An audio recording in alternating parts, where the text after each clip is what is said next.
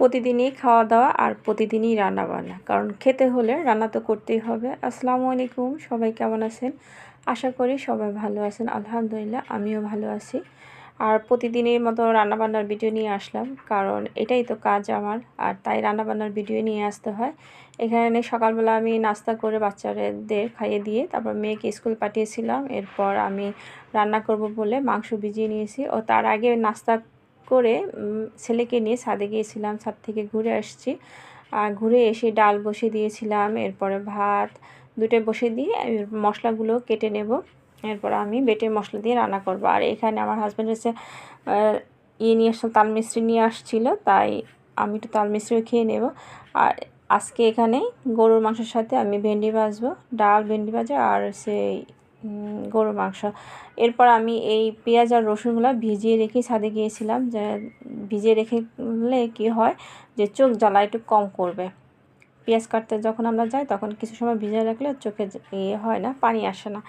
যখন আমরা পেঁয়াজ কাটতে যাব তখন আর পানি আসবে না। এরপর ডালটাও হয়ে গেছে, ডালে একটু আমি তেল দিয়ে নিচ্ছি। আর শীতের সময় বা অন্য সময় ডালে ধনেপাতা দিলে তো ভীষণ ভালো লাগে, তাই আমি সবসময় ধনেপাতা দিই। আর ধনেপাতা বাসায় না থাকলে সেই সময় অবশ্যই আমি ডালে পাঁচফোড়ন দিই। পাঁচফোড়নের ডাল খেতে কিন্তু ভীষণ মজা। এরপর দেখি যে ডাল রান্না শেষ হয়ে গেছে, অথচ আমি লবণ দিইনি, তাই একটু লবণ দিয়ে নিলাম। আর এদিকে ভেন্ডিও কাটা হয়ে গেছে, ভেন্ডিগুলো ভেজে নেব। অন্যদিকে আমি মাংসটাও কেটে নিয়েছিলাম, মশলা বেটে নিয়েছি। রান্না দুটো বসায় দিয়ে তারপর আমি বাকি কাজগুলো করে দিই। আর এভাবে আমি মাঝে মাঝে পেঁয়াজটা না ভেজেই ভেন্ডির সাথে দিয়ে দিই, এভাবেও কিন্তু করা যায়, তাহলেও কিন্তু খেতে মন্দ হয় না, ভালোই লাগে। আর ভেন্ডি ভাজাটা আমার বাসার আমার ছেলে মেয়ে মাশাআল্লাহ তাদের বাবার তিনজনেরই ভেন্ডি ভাজাটা পছন্দ, যদিও আমার কাছে তেমন একটা পছন্দ না, তাই ভেন্ডি ভাজা করে। আর এদিকে আমি হাতে মাখিয়ে গরুর মাংসটা রান্না করব, তাই অনেকটা পেঁয়াজ কুচি দিয়েছিলাম, একটু বেশি পরিমাণে পেঁয়াজ কুচি দেওয়ার পরে বিভিন্ন মশলাগুলো যেগুলো থাকে, এরপরে যে বাটা মশলা, জিরা, আদা, রসুন আর একটু গরম মশলা বেটে আমি দিয়েছিলাম।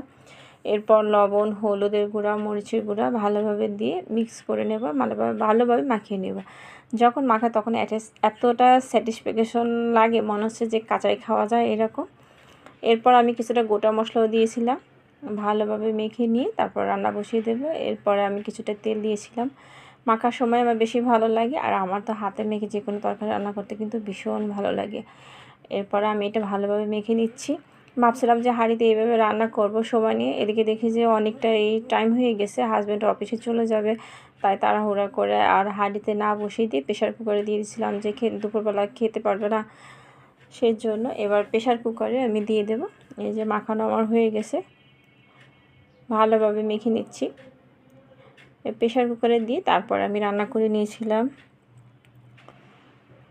প্রেশার কুকারে দিয়ে কিছুটা সময় আমি অবশ্যই কষিয়ে নিয়েছি। কষানোর হলে তারপরে কিছুটা গরম পানি দিয়ে আমি প্রেশার কুকারে ঢাকনা দিলেই হয়ে যাবে। আর এভাবে রান্না করতে কিন্তু অনেকটা সহজ হয়ে যায়, খুব সহজে কিন্তু প্রেশার কুকারে রান্না করা যায়। অনেকেই বলে যে প্রেশার কুকারে মাংস রান্না করলে একদমই ভালো লাগে না, তবে আমার কাছে এটা কখনোই মনে হয় না, খেতে কিন্তু একই স্বাদ। এদিকে দেখেন আমার রান্নাটা কমপ্লিট হয়ে গেছে, আমি কিছুটা ভাজা জিরার গুঁড়া দিয়ে নামিয়ে নেব, তাহলেই রান্না শেষ। সবাইকে অসংখ্য ধন্যবাদ আমার ফুল ভিডিওটা দেখার জন্য আর আমার সঙ্গে থাকার জন্য। সবার জন্য অনেক অনেক ভালোবাসা। আল্লাহ হাফেজ।